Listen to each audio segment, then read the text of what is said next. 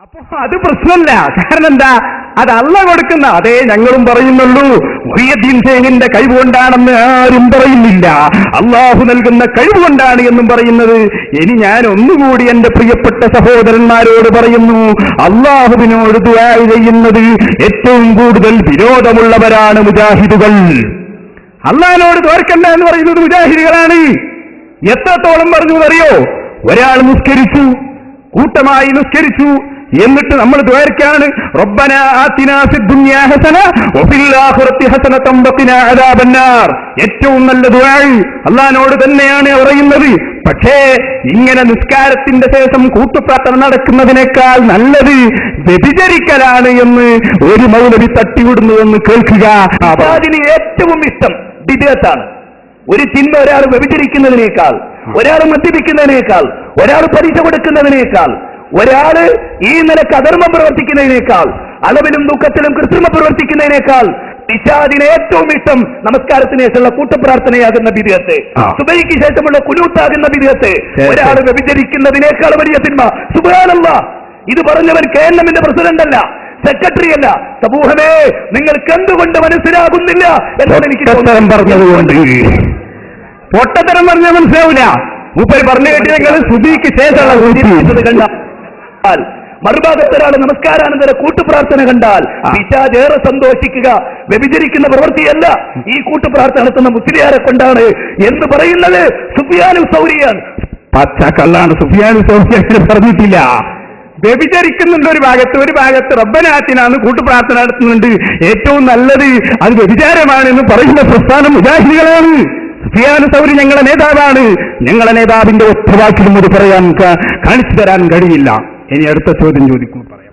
എന്റെ ചോദ്യം, ആ അപകട സമയത്തിൽ ആ വിളിച്ച ആൾക്ക്, ഇപ്പോ നേരത്തെ പ്രസംഗിച്ച ഉസ്താദ് പറഞ്ഞു അവസാനം മരിക്കുന്ന സമയത്ത് കാമിലായ ഈമാനോട് കൂടി മരിക്കാൻ തൗഫീഖ് തരും, അഷ്ഹദു അല്ലാ ഇലാഹ ഇല്ലല്ലാഹ് വ അഷ്ഹദു അന്ന മുഹമ്മദ് റസൂലുള്ളാഹ് എന്ന് പറഞ്ഞു മരിക്കാൻ നമുക്ക് ഭാഗ്യം വേണമെന്ന്.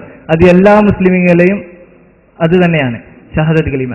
ആ പറഞ്ഞിട്ട് എന്തായാലും അപകടം സംഭവിച്ച ആ സുഹൃത്തിന് ഹോബിയായിട്ട് വന്നതാണ് മൊഹീദ്ദീൻ ശേഖ് തങ്ങളെ എന്ന് വിളിച്ചിട്ട്. ഈ സഹോദരന് അവസാനം മരിക്കുമ്പോൾ അപകടത്തിൽ മൊഹീദ്ദീൻ ശേഖ് തങ്ങളെ എന്ന് വിളിച്ചു, ആ സമയത്ത് മരിച്ചു. ആ സഹോദരന് ഷഹാദത്ത് കലിമ ആയിട്ടുണ്ടോ? രണ്ടാമത്തെ ചോദ്യം ഒന്ന് കഴിഞ്ഞിട്ട് ബാക്കിയാക്കാം ഇൻഷാ അല്ലാഹ്. ചോദ്യം അതാണ് ഞാൻ മനസ്സിലാക്കിയത്. ആ നേരത്ത് ഇസ്ലാം എന്ന് പുറത്തു പോകുന്നുള്ള പ്രശ്നം അതല്ല സുഹൃത്ത് ഉദ്ദേശിച്ചത്. അവസാനത്തെ വാചകം മുഹിയുദ്ദീൻ ഷേഖ് ആവൂലേ എന്നാണ് ഞാൻ പറയുന്നു. മുഹിയുദ്ദീൻ ഷേഖിനെയല്ലേ കാവൽ വിളിച്ചത്? കാവൽ വിളിച്ചാൽ കാവൽ കൊടുക്കുന്ന ആളാണ് മുഹിയുദ്ദീൻ ഷേഖ് റളിയല്ലാഹു അൻഹു. അതുകൊണ്ട് തന്നെ മുഹിയുദ്ദീൻ ഷേഖിനെ വിളിക്കുന്ന മുഅ്മിനിന്റെ അടുത്ത് മുഹിയുദ്ദീൻ ഷേഖ് വരും. അത് വിളിച്ചാൽ അവിടെ അവസാനം ലാ ഇലാഹ ഇല്ലല്ലാഹ് പറയാൻ മുഹിയുദ്ദീൻ ഷേഖിന്റെ കഴിവുകൊണ്ട് അല്ലാഹു അദ്ദേഹത്തിന് കഴിവ് കൊടുത്തിരിക്കും. അപ്പൊ നിങ്ങൾ സംശയിക്കണ്ട. മുഹിയുദ്ദീൻ ഷേഖെ കാക്കണേ എന്ന് പറഞ്ഞാൽ അങ്ങനെ മരിച്ചു പോവില്ല. ആ മുഹിയുദ്ദീൻ ഷേഖിന്റെ കാവൽ അപ്പ കിട്ടും. ഉടനെ അവൻ ലാ ഇലാഹ ഇല്ലല്ലാഹ് കൂടി പറയും. അതും കൂടി പറഞ്ഞിട്ടേ അവൻ മരിക്കൂ. ഇതാണ് ഇതിന്റെ മറുപടി.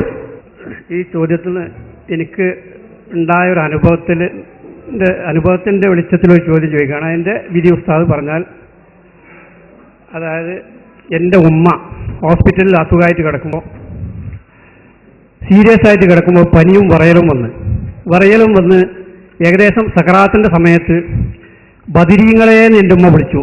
ബദരീങ്ങളെന്ന് വിളിച്ച് വിറച്ചിട്ട് പൊന്തി ബദരീങ്ങളെന്ന് വിളിച്ചങ്ങ് കിടന്ന് ലാ ഇലാഹ ഇല്ലല്ലാഹ് എന്ന കലിമ ഉറക്കെ ഉച്ചരിച്ച് എൻ്റെ അമ്മ മരിച്ചു.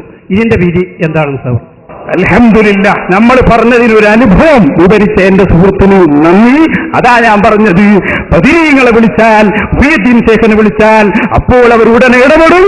എന്നിട്ട് ആ ഇടപെടൽ കൊണ്ട് നമുക്ക് പറയാൻ കഴിയും ലാ ഇലാഹ ഇല്ലല്ലാഹ്. അതാണ് അവിടുത്തെ ഏറ്റവും വലിയ സഹായം. ആ സഹായം അവർ തരും എന്നതിന് അനുഭവം തന്നെ സാക്ഷിയാണ്. അഭിനന്ദനങ്ങൾ.